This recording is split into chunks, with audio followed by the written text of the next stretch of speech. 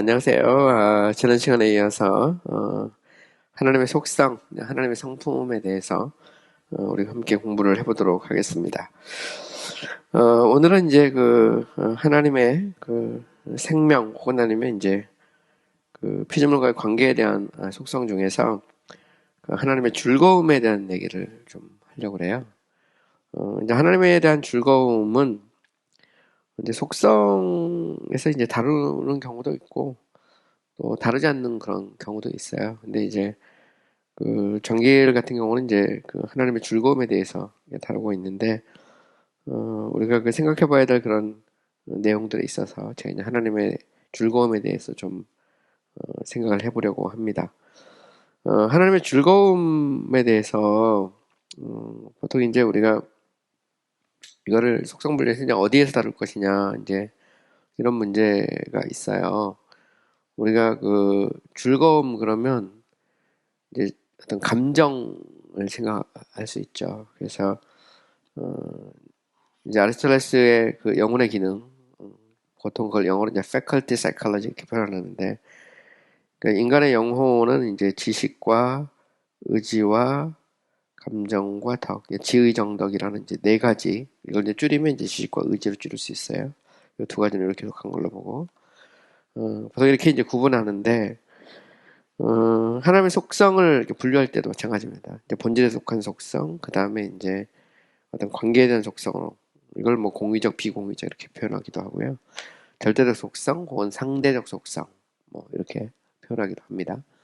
혹은 아니면 이제 본질에 속한 속성, 혹은 생명에 속한 속성, 이런 식으로 이제 크게 첫 번째와 두 번째 이렇게 분류를 하고, 보통 첫 번째 분류는 이제 존재 유비가 해당되지 않는 그런 속성, 하나님 그 자체로서의 속성이라고 말하고, 그 다음에 이제 관계에 있어서의 속성은 이제 존재 유비와 관련된 그런 속성이죠. 그래서 하나님이 사람을 자기 형상대로 인격적 존재로 만들었기 때문에 인간은 이제 하나님의 그림자 같거든요. 그래서 인간을 보면 인간의 영혼, 인간은 영적인 존재라고 보면 생각도 있고 의지도 있고 감정도 있고 덕도 있는 것처럼 이제 신학자들은 이제 하나님의 성품을 구분할 때 이 틀에 따라서 보통 많이 이렇게 정리를 해요. 근데 뭐 이게 뭐 절대적이거나 그런 건 아닙니다. 방법론입니다. 방법론에서 지금 메서드죠. 라틴어로 메소두스 이렇게 표현하기로 하는데 방법론상으로 이걸 이제 정리를 하는 겁니다. 그래서 즐거움이라는 것도 이제 즐거움 자체가 중에 이제 어떤 감정 같은 거잖아요. 그래서 사랑, 미움, 뭐 분노, 진노, 뭐 즐거움이 사람의 감정에 속한 거기 때문에 요거는 이제 감정에 속한 속성으로 구분해서 다루기도 하고요. 또 경우에 따라서 즐거움이라는 것은 하나님의 성품 어떤 전체를 포괄하는 측면에서 이걸 뒤로 쭉 빼기도 해요. 빼기도 하고 뭐 이거는 이제 학자들마다 좀 차이가 납니다. 좀 차이가 나기 때문에 우리 이제 속성 분류를 하면서 계속 우리가 좀 이렇게 주목할 건 뭐냐면 이게 무슨 뭐 절대적인 그런 법칙 그런 건 아니에요. 그래서 저희 신학책들마다 다 조금씩 다릅니다. 근데 이제 크게 보면 이런 틀들이 이렇게 유지되고 있어요. 요 틀에 따라서 좀 더 전통적이면 이제 감정에 속한 속성을 묻고 덕에 속한 속성을 묻고 또 감정에 대한 속성, 덕에 대한 속성도 신학자들마다 조금씩 달라요. 제가 이제 에드워드 레이하고 장기라고 이렇게 비교할 때도 보면 레이 같은 경우는 이제 사랑과 미움을 같이 이렇게 묶지만 또 장기는 사랑과 은혜와 자비, 즐거움 뭐 이쪽으로 이렇게 하나를 묶고 묶는 게 조금씩 다릅니다. 서로 학자들마다 조금씩 차이가 있어요. 그래서 이건 뭐 절대적인 거라기보다는 좀 학자들의 어떤 취향에 따라서 선택할 수도 있고요. 또 어떤 학자들은 그냥 윤리적 속성 그래가지고 하나님의 사랑, 뭐 은혜, 자비, 은총 이걸 이제 하나로 묶기도 하고 뭐 이렇게 다 조금씩 차이는 있습니다. 어쨌든 저는 이제 이 시간은 좀 전통적인 어떤 그런 범주에 따라서 이제 감정에 대한 속성에서 사랑 얘기했고 그 다음에 이제 미움, 그 다음에 진노, 분노, 진노에 대해서 얘기했어요. 이제 오늘은 이제 하나님의 즐거움에 대한 얘기를 좀 하려고 합니다. 즐거움. 우리가 즐거움이라고 할 때, 사람들 안에 이제 즐거움이 있잖아요. 우리 안에도. 심지어는 동물들도 즐거움이 있습니다. 저희가 우리 집에서 이제 개를 지금은 이제 죽었는데 한 11년 정도 키웠거든요. 그 제가 집에 가면 우리 개는 너무 좋아가지고 온몸을 다 막 떠는 거죠. 근데 마지막 죽을 때까지 항상 우리 개는 벌써 이제 밑에서 발자국 소리만 나도 문 앞에서 기다리고 있어요. 주인이 올 때까지 오면 문을 여는 순간 막 좋아서 어쩔 줄 모르죠. 어쩔 줄 모릅니다. 어쩔 줄 모르는데 여기 대해서 이제 아퀴나스는 이제 그런 얘기도 했어요.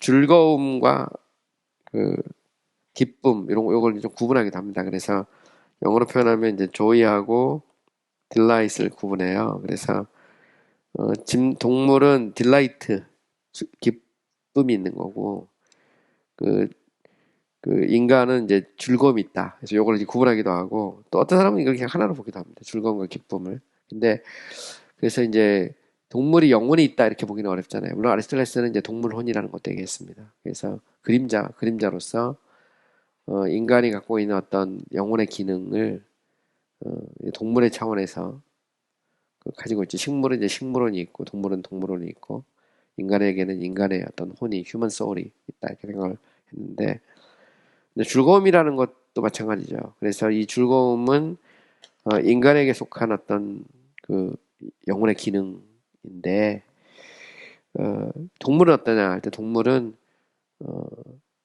이제 기쁨, 딜라이트는 있지만 조이까지는 아니다. 그래서 이거를 이제 세분화하는 것도 있습니다. 어쨌든 즐거움이라는 거는 이제 우리가 가지고 있는 인간이 가지고 있는 그런 감정이죠. 또 그리고 이 즐거움은 당연히 이제 하나님에게도 우리가 적용해 생각해 볼 수 있어요.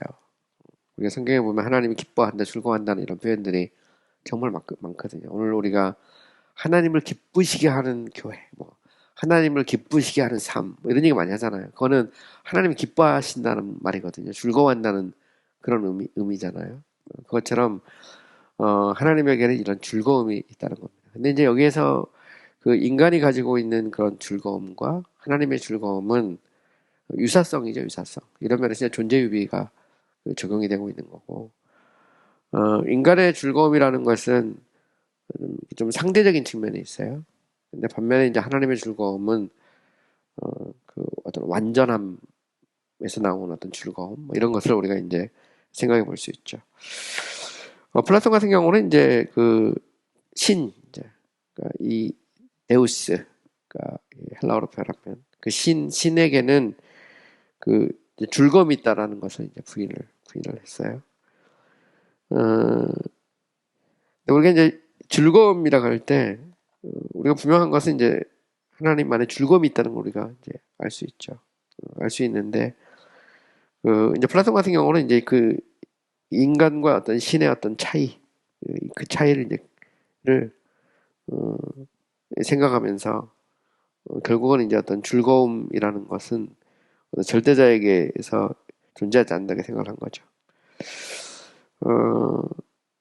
반면에 이제 우리가 영혼의 어떤 기능을 생각해 보면 즐거움이 있는 건 분명합니다. 즐거움이 있는데 문제는 이제 즐거움이라는 걸 이제 사람 안에서의 즐거움을 생각해 보면 이게 이제 사람 안에서의 즐거움은 좀 상대적이라는 거죠. 절대적 완전함에서 오는 건 아니거든요. 이런 면에서 이제 언제든지 이제 패션이 될 수 있다는 말입니다. 그래서 어펙션과 패션을 제가 이제 지난번에도 구분했는데 어펙션은 감정이라면 패션은 이제 요동치는 거죠. 때로 너무 지나치기도 하고 좀 부족하기도 하고 그죠?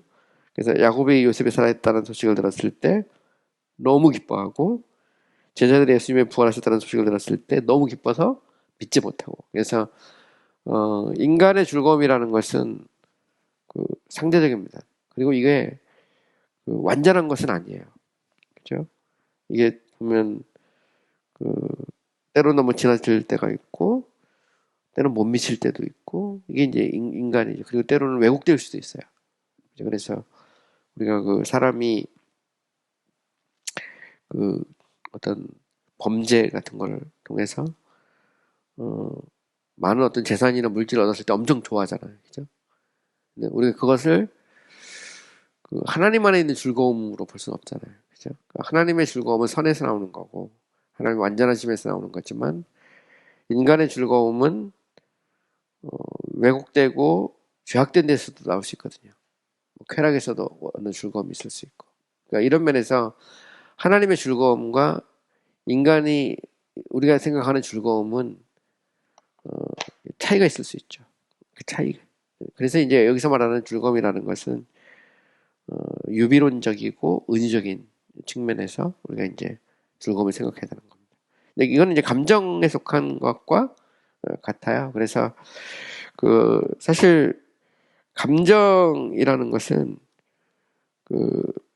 이게 이제 본질의 측면보다는 효과의 측면에서 우리가 생각을 해봤는다. 유비론적이죠, 유비론적.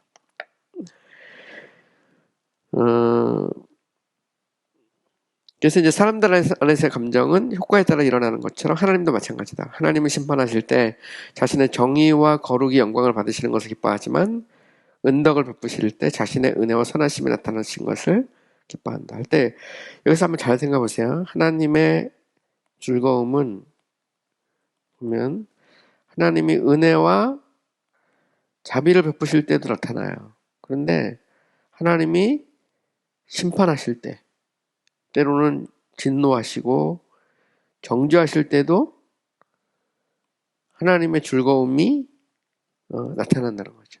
근데 이것은 뭐냐면 선을 베풀 때는 이제 은혜와 자비를 베푸실 때는 하나님의 그런 뭐라 할까요? 그러니까 은덕을 베풀 때는 어떤 하나님의 은혜와 선하심이 나타나지만 반면에 이제 심판하실 때 하나님의 어떤 정의, 하나님의 거룩이 드러나죠. 이거는 이제 궁극적으로 보면 하나님의 선하심하고도 관련돼 있어요. 제가 다음 시간 이제 하나님의 선에 대해서 이야기할 건데, 하나님의 선은 포괄적인 그런 성격을 갖고 있어요. 그래서 하나님의 사랑, 은혜, 자비, 하나님의 거룩, 하나님의 공의, 하나님의 심판이 모든 게 하나님의 다 선에서 나오거든요. 자체가. 그리고 이 선은 하나님의 즐거움하고 맞물려 있어요. 그러니까 우리가 생각하는 즐거움은 우리도 이제 어떤 효과의 측면에서 이제 즐거움이 있죠. 우리가 먹는 즐거움도 있고 사람을 만나는 즐거움도 있고 때로는 이제 왜곡된 어떤 데서부터 오는 어떤 또 죄에서부터 오는 어떤 쾌락 같은 거 이런 즐거움도 있잖아요. 왜곡된 거긴 하지만 어쨌든 보면 사람들은 어떤 효과를 통해 드러날 때 즐거움을 느낀단 말이죠. 근데 하나님도 이런 측면에서 본질적으로 하나님은 선하시지만 하나님께서 어떤 행위를 하실 때 하나님의 선함의 생활을 하실 때 하나님은 이 자비를 베푸시면서 자신의 사랑과 은혜를 드러내신다면 하나님이 심판을 통해 자신의 거룩과 공의를 드러내시죠. 그래서 궁극적으로 하나님이 행하시는 모든 것은 하나님의 기뻐하시는 뜻에 따라서 움직이죠. 이걸 보통 우리가 하나님의 주권 이렇게 표현합니다. 이걸 이제 다른 말로 sovereign will을 그러죠. 이거를 라틴어로 표현하면 뭐라고 하냐면 제가 이제 이 하나님의 뜻을 얘기할 때 이미 설명했는데 볼룬타스 베네플라키티라고 있어요. 볼룬타스 베네플라키티라는 건 뭐냐면 선을 베푸시기를 기뻐하시는 뜻이란 말이에요. 이게. 그래서 하나님의 뜻이라는 것은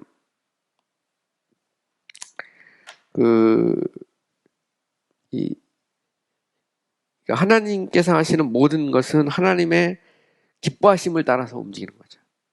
그러니까 이 자체가. 그래서 하나님의 즐거움과 우리의 즐거움은 차이가 있어요. 근데 명확한 건 뭐냐면 하나님이 행하시는 모든 것은 하나님의 기쁘심과 관련되어 있어요. 보면 완전하신 하나님으로. 그러니까 심지어는 하나님의 진노와 심판에도 하나님의 거룩과 공의가 드러나는 거고 그 자체가 하나님의 선하신 기뻐하시는 뜻에 따라서 움직이는 거죠. 보면 여기서 이제 하나님의 주권이 여기에 들어가는 겁니다. 그러니까 예를 들어서 신명기 18장 63절에 보면 이런 말이 나와요. 여호와께서 너에게 선을 행하시고 너희를 번성하게 하시기를 기뻐하시던 것 같이 잘 보세요. 이제는 여호와께서 너희를 망하게 하시며 멸하시기를 뭐 한다고요? 기뻐하시더니 너희가 들어가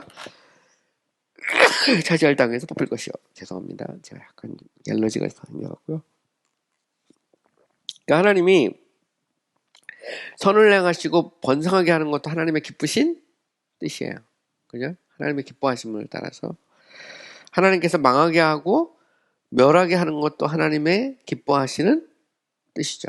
하나님의 기뻐하심에 따라서 나타나는 거니까 하나님의 기뻐하심은 하나님의 의지가 동시에 같이 들어가는 겁니다. 이렇게 보면. 같이 들어가는 걸 볼 수 있어요. 그래서 이건 좀 이따가 제가 좀 더 얘기하는데 결국 하나님의 즐거움은 하나님의 뜻과 관련돼 있어요. 그래서 제가 조금 전에 설명했던 것처럼 결국 이 감정이라는 속하는 것 있잖아요. 감정이라는 것은 하나님의 지식과 의지의 통제를 받아요. 자체가. 그래서 사랑도 그렇고 미움도 그렇고 진노, 분노, 거룩, 분노, 즐거움도 마찬가지. 즐거움도 하나님의 선하신 뜻이에요. 근데 하나님의 기뻐하심을 따라서 이루어지는 거거든요. 그러니까 왜 하나님이 아담과 하와로 하여금 범죄하게 했느냐? 아담과 하와가 범죄할 줄 몰랐느냐? 이제 이 자체도 하나님의 기쁘신 뜻을 따라서 하신 겁니다. 자체가. 이걸 갖다가 이제 우리가 그걸 하나님의 그런 his own pleasure 이런 표현을 영어로 표현하면 그게 기뻐하심을 따라서 하나님께서 그렇게 하신 것이죠. 그러니까 하나님의 행위에는 하나님의 기쁘신 뜻이 전제되어 있는 거고 그 기쁘심은 하나님의 의지와 연결되어 있는 거고 그것은 더 위로 가면 하나님의 지혜의 결과죠. 그죠? 그래서 하나님의 모든 행위는 goodness, wisdom, power 이렇게 되거든요. 하나님의 선하신 뜻에 따라서 하나님의 지혜에 의해서 움직이는 것 모든 게 다. 이런 면에서 보면 즐거움이라고 하는 것은 하나님의 행위에 기 상충부에 있는 걸 알 수 있죠. 보면. 그러니까 이 자체가 이런 면에서 보면 이제 하나님의 즐거움은 이렇게 효과를 통해서 드러나기도 하지만 원천적으로 보면 하나님께서 계획하신 것이죠. 그 모든 게 보면. 자, 어쨌든 보면 이제 하나님께 기술되는 그런 즐거움은 사람들이나 사물에 대한 기쁨 외에 다른 어떤 것이 아닌 것처럼 여겨진다. 하지만 아케나스는 동물들 안에 있는 기쁨은 있지만 즐거움은 없다. 그래서 이건 제가 이미 얘기했던 건데 이 조이하고 딜라잇이 그죠? 하나님에게 있어서는 이게 구분하기가 어렵다는 거죠. 뭐 우리도 보통 그렇습니다. 구분하기 쉽지 않아요. 인간도. 근데 이제 동물에서는 이거는 아케나스 같은 건 이제 구분을 합니다. 그래서 동물은 기뻐하고 즐거워하지만 거기에 어떤 의지나 이런 게 들어있는 것은 아니라는 거죠. 내가 이런 면에서 이제 즐거움과 기쁨을 이렇게 조이하고 딜라이트 이렇게 구분해 볼 수 있다 생각하는데, 근데 뭐 이게 뭐 엄청나게 어떤 그건 아닌 것 같아요. 심오하고 뭐 그런 건 아닌 것 같은데, 어쨌든 그렇습니다. 자, 우리는 이제 여기서 하나님의 즐거움이라고 할 때, 하나님의 즐거움은 첫 번째로 이제 하나님의 어떤 본성과 하나님의 속성의 어떤 완벽함을 생각할 때, 하나님은 그러니까 스스로를 기뻐하신다는 거죠. 보면 이런 면에서 우리가 즐거움을 생각해 볼 수 있어요. 첫 번째로 하나님 안에는 모든 충만함이 있음에 따라서 하나님은 자신 안에는 무한히 기뻐하시고 안식하신다. 이게 되게 중요한 표현입니다. 자, 우리가 이제 정통신학을 항상 보면 정통신학은 하나님의 완전하심을 계속 얘기해요. perfection.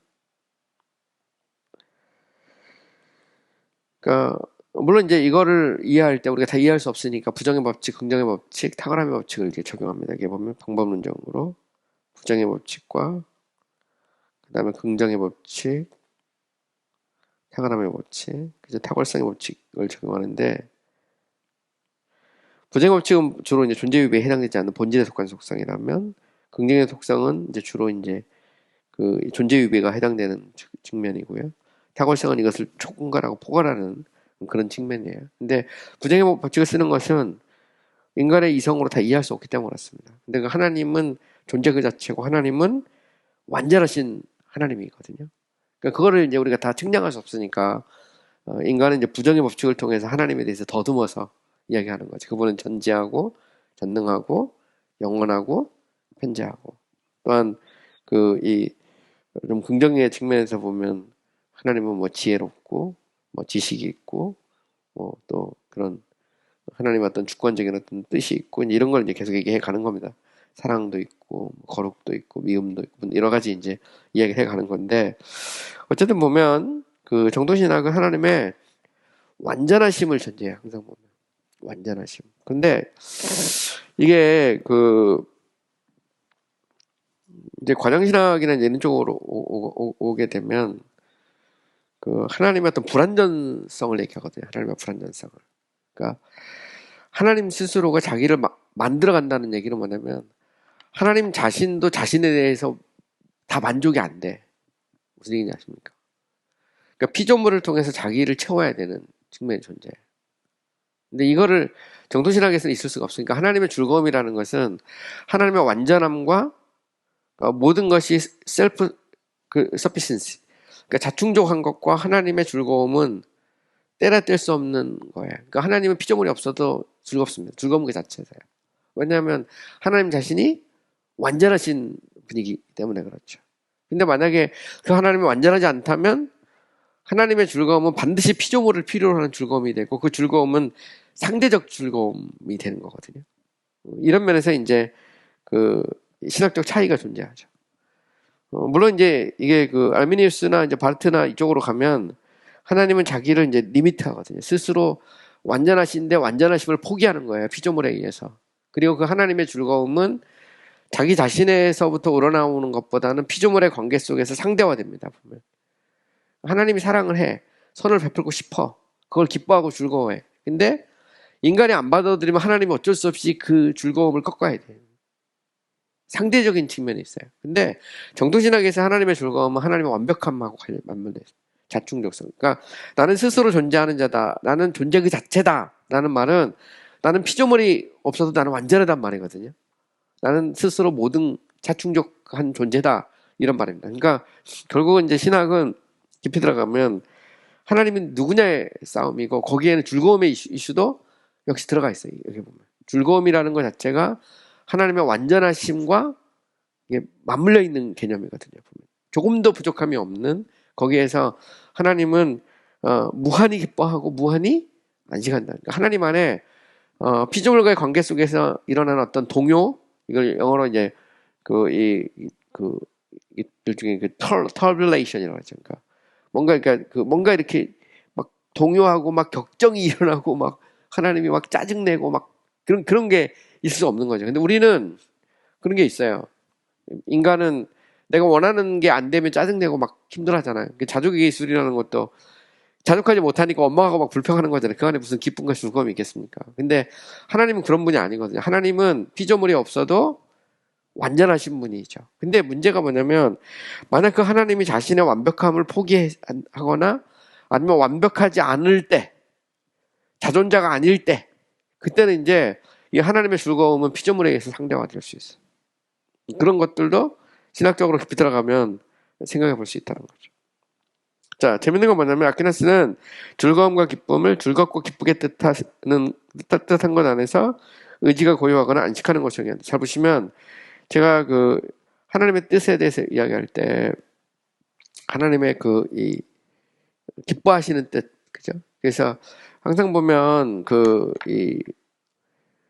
하나님의 뜻을 얘기할 때 이제 보통 두 가지로 얘기하잖아요. 그래서 그 볼론타스 베네플라키티하고 볼론타스 시그니에서 그 하나님께 작정하신 뜻이 있고 하나님께서 선하신 어떤 그 기뻐하심을 따라서 정하시는 뜻이 있는데 어쨌든 보면 하나님께서 뜻하신 것은 그건 완전하신 거예요. 주권적으로 볼 때. 그리고 하나님은 그 뜻 안에서 이 동요함이 없는 거죠. 고요하고 안식하는 것. 이게 이제 그것을 이제 하나님의 즐거움과 기쁨으로 정의를 했거든요. 아퀴나스 같은 경우는. 그래서 하나님의 즐거움과 기쁨은 하나님의 뜻하고 맞물려 있어요.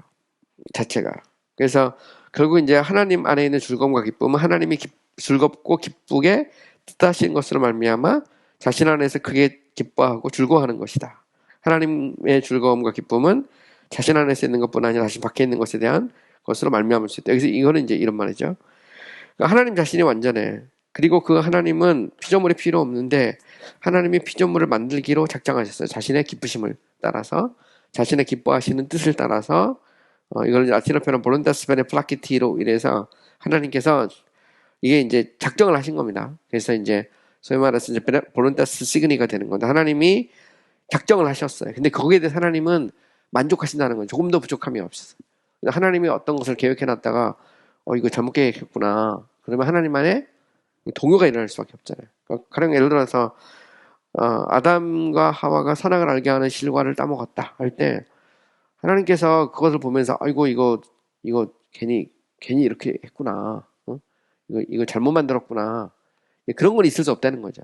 만약 그렇게 되면 하나님 스스로가 기뻐하고 만족할 수가 없는 거잖아요. 근데 그 자체가 그러니까 궁극적인 뜻으로서 보면 인간의 죄에 대해서 하나님은 진노하시고 분노하실 수 있어요. 그러나 하나님의 궁극적인 뜻으로 볼 때 하나님은 자신 안에서나 하나님께서 어떤 세상과의 관계 속에서 어떤 주권적인 뜻에 따라 어떤 것을 결정하시고 행하실 때 하나님은 그 안에서 기뻐하고 즐거워하실 수밖에 없다는 것이죠. 이게 이제 이 아퀴나스가 생각하는 이제 하나님의 즐거움, 하나님의 뜻이죠. 그 기쁨이죠, 기쁨. 그래서 기쁨이라는 것 자체가 하나님의 주권적인 뜻의 어떤 고유함, 뭐 이런 것들로 이제 생각해 볼 수 있는 거예요. 가령 이제 역대상 16장 27절에 이런 말씀도 있어요. 종기와 위엄이 그의 앞에 있으며 능력과 즐거움이 그의 처소에 있도다. 그래서 이 땅에 일어나는 그런 어떤 존귀와 위엄, 혹은 아니면 그의 능력과 즐거움이 다 하나님 안에 있고 하나님의 처소에 있다. 하나님의 계획 안에, 하나님의 통제 아래, 하나님의 눈앞에 있다는 거죠. 이 모든 것이 이 하나님의 뜻에 의해서 움직이고 있고 하나님의 기쁘심과 무관하지 않다는 겁니다. 그래서 하나님의 기쁘심은 하나님의 뜻하고 관계가 있다는 것이죠. 자, 하나님은 본질적으로 자기 자신에 의해서 기뻐하시고 자신의 어떤 계획에 의해서 기뻐하실 뿐만 아니라 그 계획을 실행하시는 데 있어서도 하나님은 기뻐하신다는 말이에요. 그래서 시편 104편 31절에 가면 이런 말이 있어요. 여호와는 자신께서 행하시는 일들로 말미암아 즐거워하신다. 여기에는 하나님의 구원의 역사도 있지만 심판의 역사도 있어요. 하나님은 구원을 통해 자신의 사랑과 자비와 은총을 나타내시면 심판을 통해서 하나님은 자신의 거룩과 공의와 그죠? 하나님의 어떤 그 분노와 진노 이 모든 게 다 나타나시죠. 근데 결국 궁극적으로 보면 하나님은 이 구원을 통해서 자신의 사랑을 나타내고 그리고 심판을 통해서 자신의 거룩을 드러내고 이 모든 걸 통해서 자신의 선을 드러내고 이 선은 하나님의 기쁘신 뜻에 의해서 움직이는 거거든요. 자체가. 그래서 이걸 보면 하나님은 자신의 안에서 기뻐하고 계획에서 기뻐하고 그것을 행하시는 모든 일에 있어서 하나님은 기뻐하신다. 그러니까 모든 게 하나님의 기쁘신 뜻이다. 이걸 보통 이제 우리가 이걸 하나님의 주권, 하나님의 선하신 뜻 이렇게 이제 보통 많이 표현하죠. 창조 행위 같은 경우도 그렇죠. 하나님은 창조를 마치신 후 기쁨과 즐거움으로 안식하셨다. 하나님이 그 모든 것을 보시고 매우 좋았다. Very good. 매우 좋다고 선언하잖아요. 하나님은 세상을 만드시고 그리고 매우 좋았다. 그리고 안식했다. 이게 안식이라는 것과 즐거움이 서로 통하는 거죠. 이것은 하나님의 뜻대로 이루어졌다. 모든 것이 하나님의 계획에 의해서 조금도 오차가 없이 아름답고 그리고 부족함이 없이 모든 게 이루어졌다. 그걸 보고 하나님이 매우 좋다. 그러니까 매우 기뻐하셨다라는 것을 보여주고 있는 거죠. 또 하나님은 이 모든 것을 붙들고 계시며 여전히 그것들을 선하게 붙들고 계시며 선하게 여기신다. 그러니까 하나님은 선하게 붙들고 선하게 여기시죠. 그래서 우리가 이제 청교도 신학 같은 것들을 이렇게 보잖아요. 보면 하나님의 속성이 수많은 속성이 있는데 하나님의 행위와 관련해서 청교도들은 크게 보면 세 가지 얘기해요. 항상 하나님의 goodness, 하나님의 wisdom, 하나님의 power 이 세 가지를 얘기하거든요. 존 웬의 책을 보면 이 세 가지가 계속 나와요. 하나님의 구속에 있어서도 창조에 있어서도 이 모든 하나님의 행위는 하나님의 선에서 나옵니다. 그리고 이것은 하나님의 지혜에 의해서 통제되죠. 그리고 하나님이 그것을 할 수 있는 능력을 갖고 있습니다. 그죠? 근데 이 땅에 우리는 어떤 행위를 할 때 반드시 이게 다 선에서 나오는 건 아니에요. 인간은 왔다 갔다 합니다. 보면. 그리고 인간의 지혜가 아무리 뛰어나도 생각한 대로 그대로 되지 않아요. 인간은 능력이 있어 한계가 있습니다. 그래서 선한 의지를 갖고 온갖 머리를 다 짜고 능력을 다 동원해도 안 될 때가 있어요. 근데 하나님은 어떠냐? 하나님은 선하신 뜻을 따라서 하나님께서 자신의 지혜로 계획을 세우시고 그리고 그것을 능력으로 행하실 때 하나님은 조금도 부족함이 없이, 그죠? 정말 하나님의 뜻대로 모든 것이 정확하게 다 이렇게 움직이는 거죠, 보면. 이 자체가. 그래서 하나님의 어떤 행위, 하나님의 행위에는 부족함이 없어요. 그러니까 하나님의 이 하시는 모든 것에는 완벽할 수밖에 없죠, 보면. 되게 재밌는 건 뭐냐면 요한복음 5장 17절에 보면 내 아버지께서 이제까지 일하시니 나도 일하신다 해서 성부가 일하시니 성자인 자기도 일한다 이렇게 말씀할 때 하나님은 일하시는 하나님이시죠. 근데 이 일을 통해서 하나님은 기뻐하십니다. 노동에는 기쁨, 즐거움이 따르거든요. 근데 인간의 노동은 반드시 즐거움으로 연결이 안 돼요. 하나님의 노동은 어떠냐? 하나님의 노동은 반드시 즐거움과 연결될 수밖에 없다는 거죠. 자체가 보면. 근데 우리가 이런 얘기를 그러면 하나님께서 저 지옥불에 집어 던지는 것도 기뻐하냐 할 때 맞아요. 그것도 하나님의 선의 표현이고 하나님은 그것을 통해서 자신의 즐거움을 나타냅니다. 그러면 하나님은 지옥불에서 인간을 심판하실 때 그걸 보고 계속해서 슬퍼하고 안타까워하시느냐? 그런 게 없어요. 보면. 이거는 이제 하나님의 완전하신 성품에서 하나님의 행위 또한 하나님의 계획 또한 다 완전하죠. 그리고 그 속에서는 하나님의 즐거움과 기쁨이 있다는 겁니다. 보면. 자, 보면 이제 사람들은 하나님의 창조의 작품을 보고 그 아름다움과 조화에 감탄하고 기뻐하고 즐거워하죠. 그렇다면 자신의 주권적이며 선하신 뜻으로 이 모든 것을 만드시고 다스리신 하나님은 얼마나 더 기뻐하고 즐거워하겠는가. 사람도 어떤 작품을 하나 만들면 기뻐하고 즐거워하죠. 그죠? 우리 교회도 뭐 이렇게 리모델링 하나만 이렇게 하고 났어도 우리가 그것을 보면서 나름 기뻐하고 즐거워합니다. 그죠? 요리만 이렇게 맛있게 잘 돼도 엄청 좋아하잖아요. 근데 하물며 그죠? 이 모든 것이 우연이 없고 이 모든 것이 다 하나님의 주권적인 뜻에 따라서 움직이잖아요. 기쁘신 뜻에 따라서 이걸 영어로 with his own pleasure 이렇게 표현합니다. 라틴어로 voluntas beneplaciti 이렇게 표현하거든요. 하나님의 기쁘신 뜻이에요. 이 라틴어로 그대로 표현한 겁니다. with his own pleasure 하면 하나님의 모든 이걸 하나 더 하면 with his own good pleasure 하나님의 선하신 뜻. 그래서 이걸 갖다 his good will 이렇게 표현합니다. 하나님의 선하신 뜻이거든요. 그러니까 하나님의 선과 하나님의 기쁘심이 같이 맞물려 들어가는 거예요. 이 땅의 모든 것은 하나님의 계획에 의해서 움직이고 하나님은 그것을 기뻐하신 거거든요. 그렇게 하시기를 기뻐하시고 그렇게 하실 때 기뻐하시고 그것을 우리가 다 이해할 수는 없지만 하나님은 창조뿐만 아니라 구속사역에서도 기뻐하시죠. 하나님은 자신의 무한한 지혜로 계획하시고 아들로 말미암아 성취된 구속의 위대한 사역을 기뻐하신다.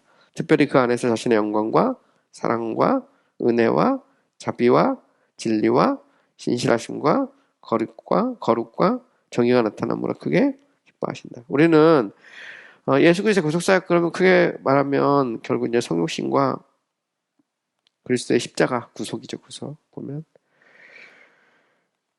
이제 우리가 예수 그리스도의 큰 틀에서 보면 성육신과 구속사역을 십자가 사역을 말하는데 하나님이 그것을 기뻐하시죠. 그리고 특히 그리스도의 이 십자가에는 하나님의 사랑과 하나님의 거룩이 동시에 나타나잖아요. 그리고 성육신은 하나님이신 그분이 사람이 되는 것. 인간의 그런 사고와 논리로 이해할 수 없거든요. 근데 그분이 창조주인 그분이 피조물이 되는 건데 그 높고 높은 보좌를 버리고 이 땅까지 내려올 때 하늘의 천사들도 기뻐하잖아요. 지극히 높은 곳에서는 하나님께 영광이요 땅에서는 기뻐하심을 입은 자들 중에 평화다. 이 자체가 하나님께 영광, 땅에는 평화. 천사들도 말하죠. 그러니까 성신 자체가 하나님의 계획이고 그 자체가 하나님이 기뻐하시는 거라는 것을 오늘 알 수 있죠. 보면 또 그 결과로 이 땅에 평화가 임하고 또 십자가를 통해서 하나님의 사랑과 거룩이 동시에 드러나죠. 이건 하나님이 기뻐하시는 사역이라는 걸 알 수 있어요. 이제 구원 사역이라는 것은 결국 이제 성령으로 말미암는 거죠. 그래서 하나님은 자신의 구속 사역으로 말미암는 자기 백성의 구원에 대해서 크게 기뻐하고 즐거워한다. 특히 자기 백성들 안에 일어나는 은혜의 사역에 대해서 하나님은 기뻐하신다는 거죠. 그러니까 하나님은 이 창조에서도 구속에서도 그리고 구원의 역사에서도 이제 구원은 이제 구속이 적용되는 겁니다. 열매를 맺는 거죠. 그래서 예수 그리스도의 피값으로 산 자기 백성이죠. 그 백성이 한 사람 한 사람 주께로 돌아오고 또 점점 그리스도의 형상으로 본받아 갈 때 하나님이 그걸 보고 기뻐하고 즐거워한다. 그걸 우리가 뭐 어렵지 않게 할 수 있어요. 근데 여기 대해서 우리가 이제 늘 반론을 제기하는 건 구원받은 사람은 괜찮다. 그럼 구원 못 받은 사람은 뭐냐? 그죠? 거기에 대해서 하나님 기뻐하느냐 할 때 그들의 죄에 대해서 심판 그 자체에 대해서는 하나님의 어떤 거룩의 표현이고 그러니까 그걸 우리가 그 인간의 측면에서 볼 때, 그죠?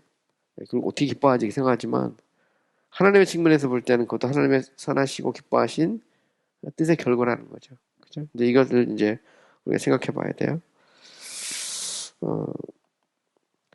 시편 147편 11절에 보면 여호와는 자기를 경외하는 자들과 그의 인자하심을 바라는 거네요. 바라는 자들을 뭐 한다고요? 기뻐하신다. 그래서 우리가 하나님을 기쁘시게 하는 교회, 하나님을 기쁘시게 하는 성도 얘기하잖아요. 그러니까 이스라엘 백성이 광야에서 끝없이 하나님의 그 어떤 분노와 진노를 막 일으키잖아요. 왜냐하면 이제 불순종함으로 말미암아 하나님이 그것을 기뻐하지 않죠. 그러니까 적어도 이제 그들의 행위에 있어서 말하는 겁니다. 그것은. 근데 궁극적으로 보면 그런 하나님의 선하신 뜻의 결과이고 하나님께서 그것을 기뻐하심에 따라서 이루어진 것이죠. 보면 아가서 4장 9에서 10절에 보면 내 노이 나의 신부야 내가 내 마음을 뺏었구나. 내 눈으로 한번 보는 것과 내 목에 구슬 한 깨미로 내 마음을 뺏었구나. 내 노이 내 신부야 내 사랑이 어찌 그리 아름다운지 내 사랑은 포도주보다 진하고 내 기름이 그 기름의 향기는 각양 향품보다 향기롭구나. 해서 아가서에서 나오는 그런 어떤 그 신랑이 신부를 기뻐하는 것처럼 하나님은 당신의 교회를 기뻐하시는 어떤 그런 모습을 이야기하고 있는 것입니다. 또한 이제 하나님은 자기 손으로 행하시는 모든 여기는 모든 일입니다. 모든 일에서 영광을 받으시며 이를 기뻐하시며 이로 말미암아 복을 주신다. 그래서 이사야 19장 25절에 보면 이는 만군의 여호와께서 복 주시며 이르시기를 내 백성 애굽이여 내 손으로 지은 앗수르여 나의 기업 이스라엘이여 복이 있을지어다. 여기 보면 되게 재밌죠? 우리는 이스라엘만 생각하는데 하나님은 앗수르, 애굽, 그죠? 이스라엘을 표현할 때 애굽을 내 백성, 앗수르를 내 손으로 지은 앗수르라고 표현하고요. 이스라엘을 나의 기업이라고 말하죠. 이 모든 건 하나님의 주권에서 하나님의 뜻에서 벗어날 수 있는 것은 아무것도 없다는 겁니다. 그래서 하나님의 주권적인 뜻에 따라서 하나님의 기뻐하심을 따라서 이 모든 것이 이루어진 것이다 라는 것을 알 수 있죠. 이사야 60장 21절에도 보면 내 백성이 다 의롭게 되어 영원히 땅을 차지하리니 그들은 내가 심은 가지요 내가 손으로 만든 것으로서 나의 영광을 나타낼 것인지. 그래서 하나님께서 자기 백성을 직접 만드신 거 그리고 그들을 다스리시는 것을 기뻐하시는 모습을 나타내죠. 그래서 네 번째로 뭐 하나님은 자기 백성을 기뻐하시고 즐거워하십니다. 첫 번째로 그들은 그가 기뻐하시는 헵시바요 그가 결혼한 빌라다. 그죠? 신랑이 신부를 즐거워하는 것처럼 들렸네요. 하나님도 그들을 기뻐하신다. 그래서 시편 149편 4절에 보면 여호와께서 자기 백성을 기뻐하시며 겸손한 자를 구원으로 아름답게 하신다. 해서 하나님이 자기 백성을 뭐 한다고요? 기뻐하신다는 것을 알 수 있죠. 이사야 62장 4, 5절에 보면 다시는 너를 버림받은 자라 부르지 아니하며 다시는 내 땅을 황무지라 부르지 아니하고 오직 너는 헵시바라 하며 내 땅을 빌라라 하리라. 이는 여호와께서 너를 기뻐하실 것이며 내 땅이 결혼한 것처럼 되리라 할 때 여기서 헵시바와 빌라 나오죠. 헵시바는 나의 기쁨, 너는 나의 기쁨이야 이런 말이고 빌라라는 것은 너는 나의 신부야, 결혼한 자라는 뜻이죠. 나의 신부라는 말이거든요. 그러니까 하나님은 너는 나의 기쁨이야, 너는 나의 신부야 이렇게 말하죠. 오늘 우리를 향해서도 마찬가지죠. 그러니까 여기에 대해서는 뭐 이견이 없어요. 하나님이 자기 백성을 기뻐하신다라고 할 때 그것은 이견이 없습니다. 그러니까 하나님은 우리가 하나님을 예배하고 하나님과 사랑의 관계를 이렇게 맺고 하나님과 교제하고 하는 것을 기뻐하시고 즐거워하신다는 것을 우리는 성경을 통해서 알 수 있죠. 근데 이제 여기서 하나님은 모든 사람을 기뻐하지 않는다는 겁니다. 그들 안에서 하나님을 기뻐하지 않는 사람들도 있고 기뻐하고 즐거워하지 않는 그릇들도 있기 때문에 그렇죠. 여기서 말하는 이제 즐거움이라는 것은 하나님께서 이제 구원, 택자와 비택자, 혹은 아니면 구원받은 자와 구원받지 않을 자들에 대한 이야기를 지금 하고 있는 겁니다. 그런 측면에서 보면 하나님은 기뻐하는 백성이 있고 그렇지 않은 백성이 있는 거죠. 그건 뭐 명확합니다. 이사야 9장 17절에 보면 이 백성이 모두 경건하지 아니하며 악을 행하며 모든 입으로 망령되이 말하니 그러므로 주께서 그들의 장정을 뭐 한다고요?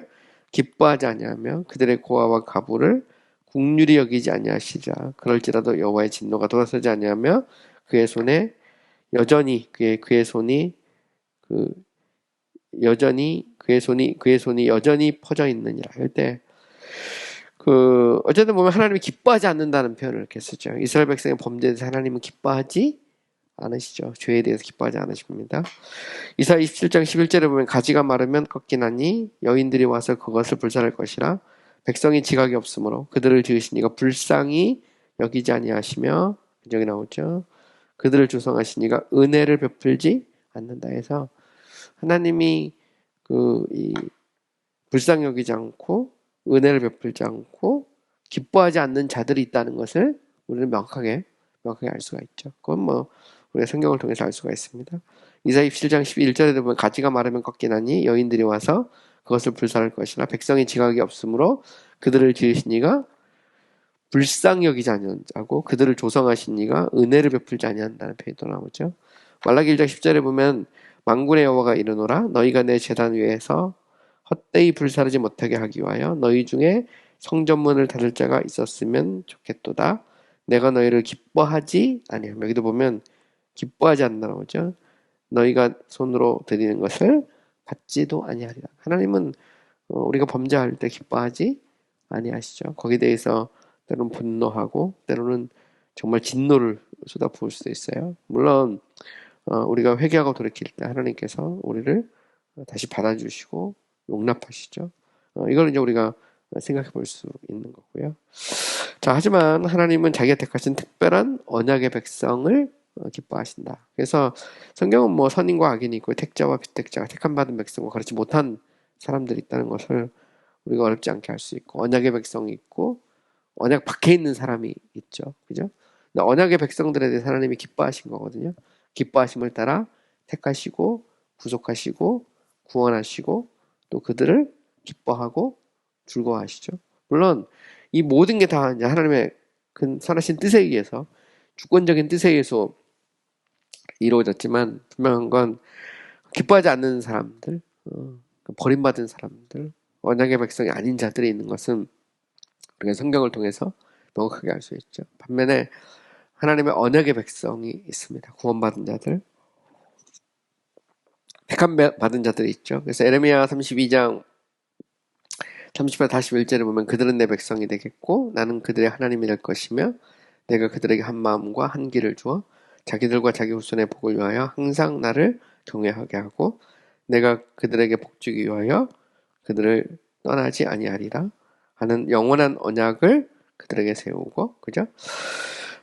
나를 경외함으로 그들의 마음에 두어 나를 떠나지 않게 하고 내가 기쁨으로, 여기 나오죠. 기쁨으로 그들에게 복 주시되 분명히 나의 마음과 정성을 다하여 그들의 이 땅에 심으리라 해서 은혜의 언약 얘기하는 겁니다. 카비넌트, 그레이스에 대해서 은혜 언약에 대해서 얘기하고 있는 거고요.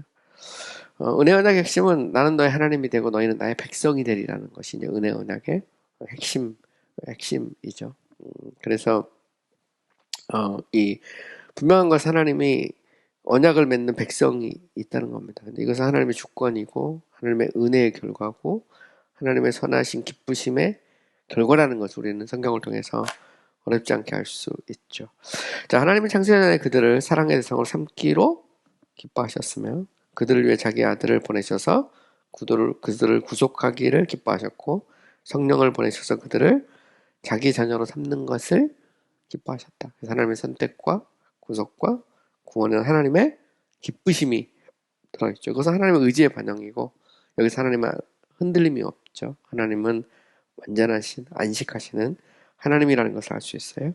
누가복음 15장 7에서 9절, 20에서 25절에도 이런 말씀이 나옵니다. 이와 같이 죄인 한 사람이 회개하면 하늘에서 회개할 것이 없는 의인 99으로 말미암아 기뻐하는 것보다 기뻐한다는 거 나오죠. 더하리라. 또 찾아낸즉 복과 이웃을 불러 모으고 말하되 나와 함께 즐기자. 이른 드라크마를 찾아노라.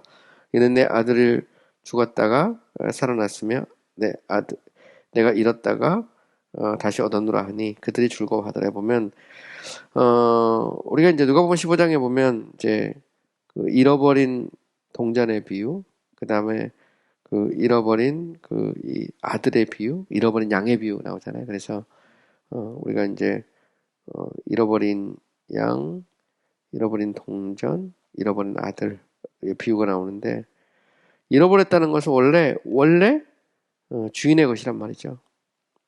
원래 하나님의 소유예요.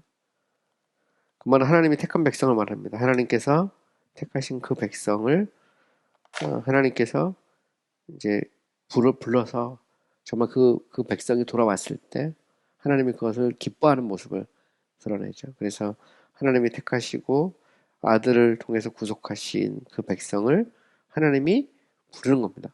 그때 그 백성을 하나님 기뻐하고 즐거워하는 거죠. 여기 이제 삼일체 그런 구조가 나오는데 이 속에는 하나님의 즐거움이 있는 것을 볼 수 있어요. 그래서 선택도 하나님의 즐거움의 결과고 구속도 즐거움의 결과고 구원은 이제 잃어버린 자기 백성을 하나님께서 때가 됐을 때 정말 그게 구원하는 거죠. 돌아오는 겁니다. 그 탕자가 돌아오는 것처럼 잃어버린 동전과 잃어버린 양을 다시 찾는 것처럼 다시 이제 이 아버지 품으로 돌아오는 목자의 품으로 돌아오는 신랑과 신부의 관계가 다시 회복되는 어떤 그런 아버지와 자녀의 관계가 회복되는 모습을 이렇게 그리고 있는 거거든요. 그 자체가 하나님에게 즐거움인데 되게 놀라운 것은 뭐냐면 잃어버린 양의 비유, 동전의 비유, 아들의 비유 다 보면 다 즐거움이란 말이 계속 나와요.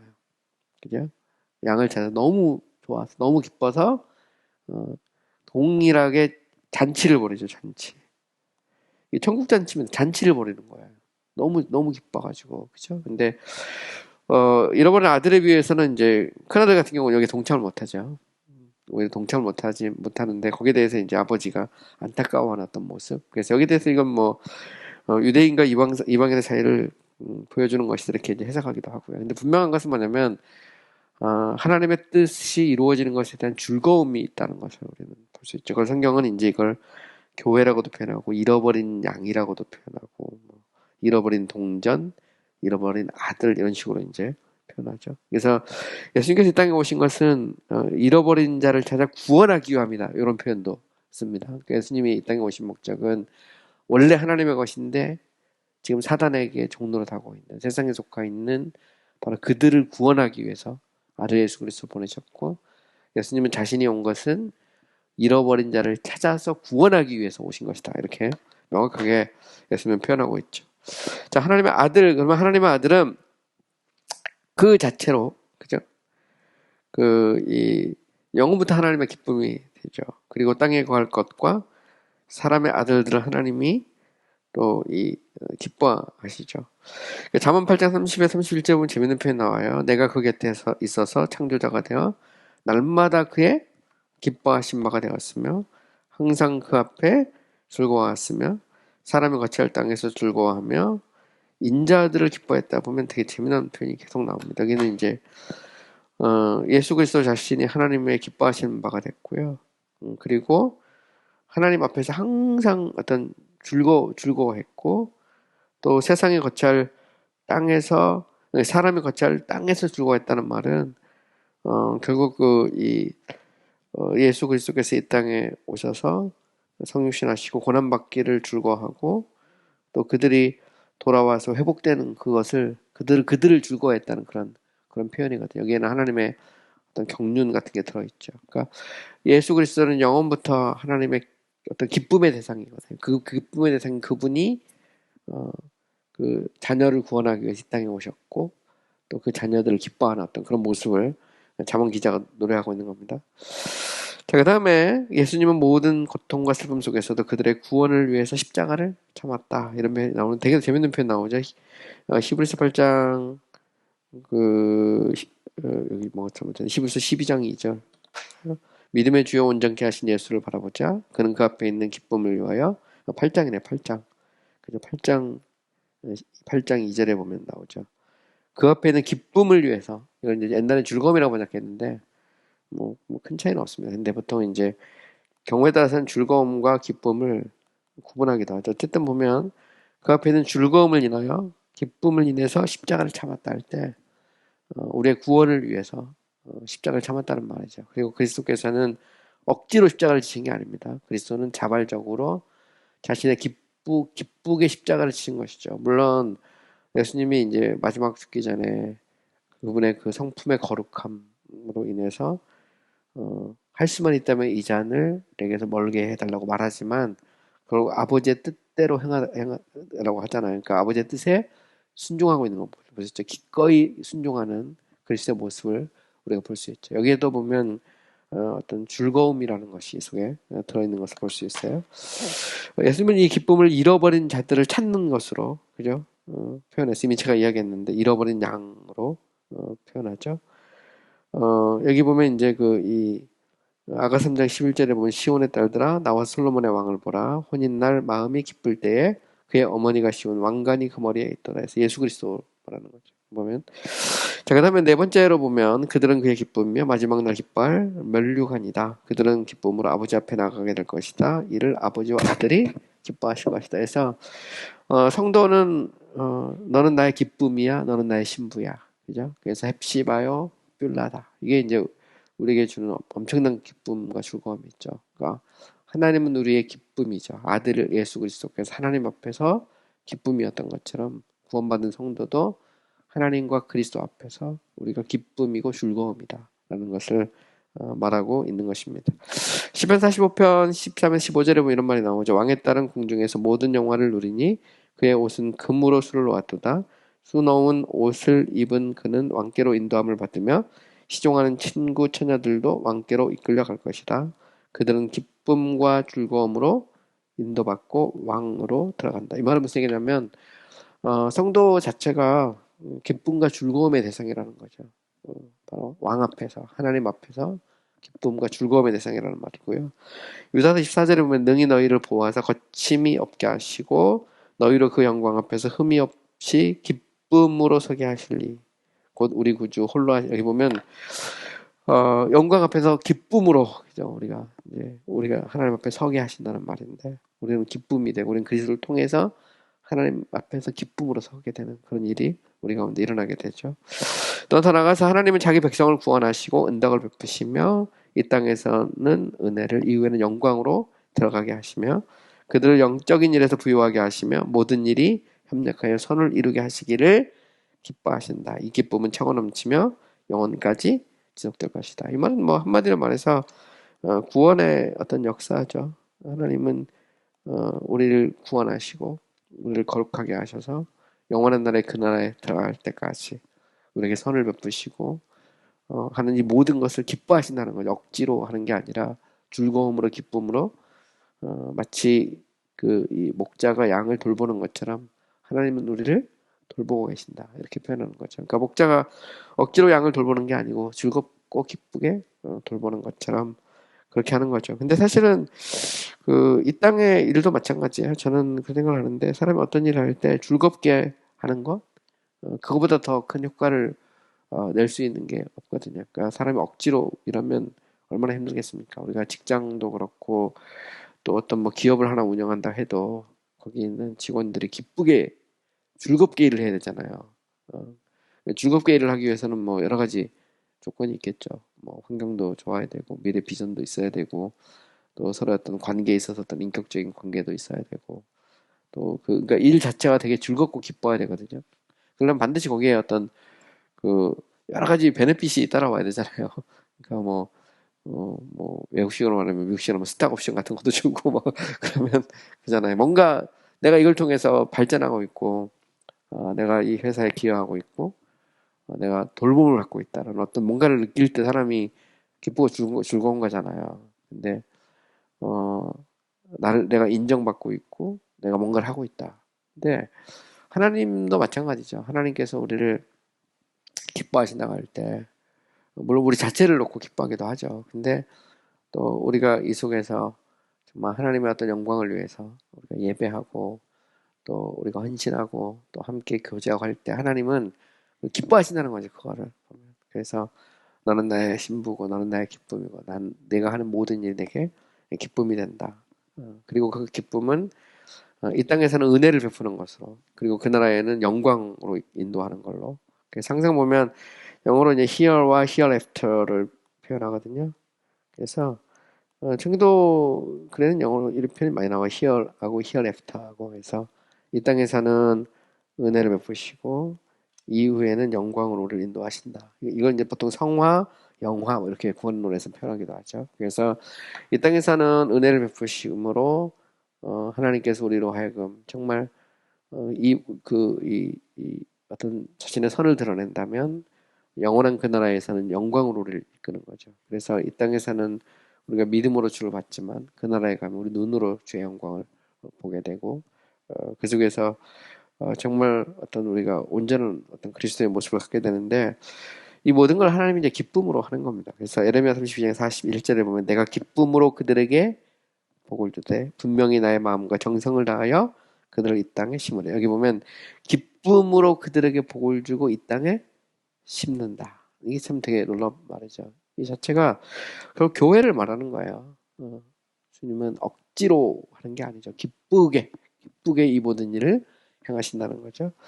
시편 149편 4절에 보면 여호와께서는 자기 백성을 기뻐하시며 겸손한 자를 구원으로 아름답게 하심이로다. 여기 보면 기뻐하신다. 우리가 이제 기뻐한다는 말이 계속 나오죠. 기쁨으로. 이 기쁨이라는 게 참 중요한 것 같아요. 우리가 교회 생활도 기뻐해야죠. 그러니까 건강한 교회 특징은 성도들이 되게 이렇게 행복해하죠. 기쁨이 있어요. 즐거움이 있는 교회는 건강한 교회죠. 만나면 즐겁고 예배할 때 즐겁고, 그죠? 예배 끝나고 밥 먹을 때 즐겁고 우리 안에 어떤 즐거움이 있을 때, 그 즐거움이 있다는 것은 하나님의 온전하심이 우리에게 드러난다는 말이거든요. 성령이 우리 가운데 운행한다는 말이고 하나님의 역사가 살아있다는 그런 의미죠. 그 중에 하나가 이제 즐거움이거든요. 그러니까 뭐 어떤 단체의 건강성을 측정하는 중요한 척도가 즐거움이거든요. 회사도 마찬가지라고 그러는데 어떤 회사도 직원들이 즐겁게 일을 하면 그 회사는 굉장히 건강한 회사거든요. 그러니까 그거의 그런 어떤 건강미를 즐거움으로 평가할 수 있는 거죠. 그러니까 하나님도 이 모든 일을 막 억지로 막 마지못해 하는 게 아니라는 겁니다. 즐거움으로 이 모든 일을 하나님께 생각하시는 거죠. 그러니까 창조주 하나님께서 세상을 만들지 않아도 되고 아들 예수 그리스도를 보내지 않아도 되는데 하나님이 만드시고 그리스도로 보내시고 그리고 하나님께서 이 모든 것을 즐거움으로 하신다는 겁니다. 이 자체가 이게 이제 굉장히 놀랍죠. 그 중에서도 하나님은 자신의 택한 백성들, 그죠? 그들을 더 기뻐하고 즐거워하는 그런 모습도 또 있고요. 시편 35편 27절에 보면 나의 의를 즐거워하는 자들이 기뻐이 노래 부르고 즐거워하게 하며 그의 종의 평안함을 기뻐하시는 여호와는 위대하시도다 하는 말을 그들이 항상 말하게 했어요. 여기 보면 즐거움이라는 말 계속 나오죠. 여기 보면 즐거움할 때 의를 즐거워하는 자, 노래 부르고 즐거워하게 하시며 그의 종의 평안함을 기뻐하시는 여호와는, 그러니까 여호와는 하나님은 자기 종이 평안한 것을 기뻐하시죠. 평화를 누릴 때 우리 안에 피스가 있을 때 하나님이 그것을 기뻐한다는 겁니다. 어쨌든 보면 우리가 성경을 통해서 하나님을 기뻐하시는 하나님이다라는 걸 알 수 있죠. 자신의 기뻐하심을 따라 모든 것을 계획하고 운행하실 뿐만 아니라 특별히 자신의 피값으로 사신 자기 백성들을 하나님은 기뻐하시는 하나님이라는 것을 우리는 어렵지 않게 알 수 있습니다. 느헤미야 8장 10절에 보면 느헤미야가 또 그들에게 이르기를 너희는 가서 살찐 것을 먹고 단 것을 마시며 준비한 자에게 나누어 주라. 이날은 주의 성일이니 근심하지 말라. 여호와로 인하여 기뻐하는 것이 너희의 힘이니라. 보면 이게 이제 느헤미야가 이제 성벽재건하고 나서 이스라엘 백성들에게 말하죠. 자, 이날은 금식할 날이 아니다. 기뻐하고 즐거워할 날이다. 그냥 즐거워해라. 그리고 여호와로 인하여 기뻐하는 것, 즐거워하는 것이 너의 힘이다. 되게 재미난 표현이죠. 그러니까 기쁨, 즐거움이 힘이라는 겁니다. 능력이죠. 그러니까 교회에서 스태프들이 정말 기쁨으로 사역을 한다. 그 자체가 그 교회 능력이죠. 성도들이 즐거워해. 그러면 즐겁고 기쁘고. 근데 막 오면 막 얼굴 찡그리고 막 오만상하고 내가 또 쉴랬구나 이러면 이제 그 교회는 힘이 없는 거죠. 파워가 없습니다. 근데 모일 때마다 우리 안에 즐거움과 기쁨이 있으면 그 속에서 그게 이제 파워가 있죠. 물론 이제 그 즐거움이 우리끼리만이 아니라 본문에 보면 여호와로 인하여 기뻐하는 것이 너의 힘이다. 그래서 우리를 택하시고 구원하신 그 놀라우신 그 주님으로 말미암아 기뻐하는 것. 그것이 우리의 힘이 되죠. 소반에서 3장 17절은 뭐 너무 유명한 말씀이죠. 너희 하나님 여호와가 너희 가운데 계시니 그는 구원을 베푸실 전능자시라. 그가 너로 말미암아 기쁨을 이기지 못하십니까? 참 놀라운 표현입니다. 너를 잠잠히 사랑하시며 너로 말미암아 즐거이 부르며 기뻐한다. 보면 하나님이 우리로 말미암아 기쁨을 이기지 못한다. 넘치는 정말 기쁨이 있다는 거죠. 너를 잠잠히 사랑하고 너로 말미암아 즐거이 부르며 기뻐한다. 우리는 여기서 이제 생각을 해봐야 되죠. 나는 과연 기쁨의 대상인가? 나는 빌랑이고 나는 헵시바인가? 그죠? 너는 나의 기쁨이야. 너는 나의 신부야. 이런 그 헵시와 뷸라라는 이 두 가지를 우리가 생각해 볼 수 있죠. 근데 여기서 보면 이 하나님이 기뻐하시는 하나님이다. 즐거워하는 하나님이다라는 것을 우리는 알 수 있습니다. 제가 이제 다음 시간에는 하나님의 선에 대해서 이야기를 할 거예요. 원래 이제 하나님의 선에 대해서 강의를 다 만들었는데 오늘 할 생각도 있었는데 좀 너무 길어질 것 같아서요. 이제 즐거움까지만 이야기를 하는데 하나님의 즐거움이라는 것은 이제 감정에 속한 속성으로 분류할 수도 있고요. 이건 나중에 부정의 방법, 긍정의 방법, 탁월함의 방법에서 비아 에미넨티아에서 이 즐거움하고 블레스드니스, 하나님의 복되심, 퍼펙션, 하나님의 완전하심을 묶어서 뒤로 뺄 수도 있어요. 학자들마다 좀 다릅니다. 이거를 이제 저는 좀 전통적인 방법으로 그냥 감정에서 앞으로 좀 당겨서 지금 다루고 있는데 순서는 학자들마다 좀 달라요. 왜냐하면 즐거움이라는 것 자체가 하나님의 성품의 완전함을 의미하거든요.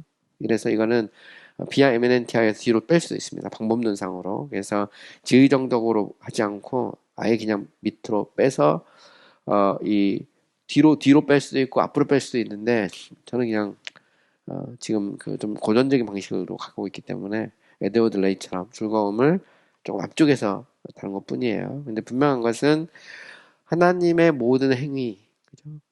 그것은 하나님의 선하신 즐거움의 결과고 하나님은 그 일을 기뻐하시고 그 중에서도 자기 택한 백성들, 그죠? 그들의 그 자체 또 그들과의 어떤 사귐, 그 모든 걸 하나님이 이제 기뻐하신다는 거죠.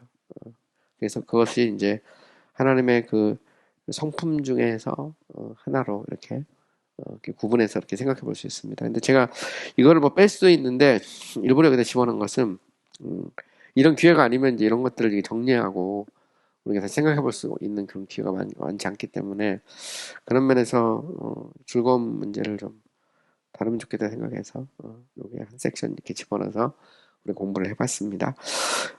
수고 많으셨고요. 우리가 이제 다음 시간에는 하나님의 선하심에 대해서 우리가 생각을 해보겠어요. 이제 선하심이라는 것은 우리가 보통 생각할 때는 우리가 이제 좋으신 하나님 있잖아요. God is so good 할 때 God is so good 그게 하나님의 선이거든요. 우리는 God is so good 하면 좋으신 하나님 그러면 우리는 사랑, 은혜, 자비 이런 것만 생각하거든요.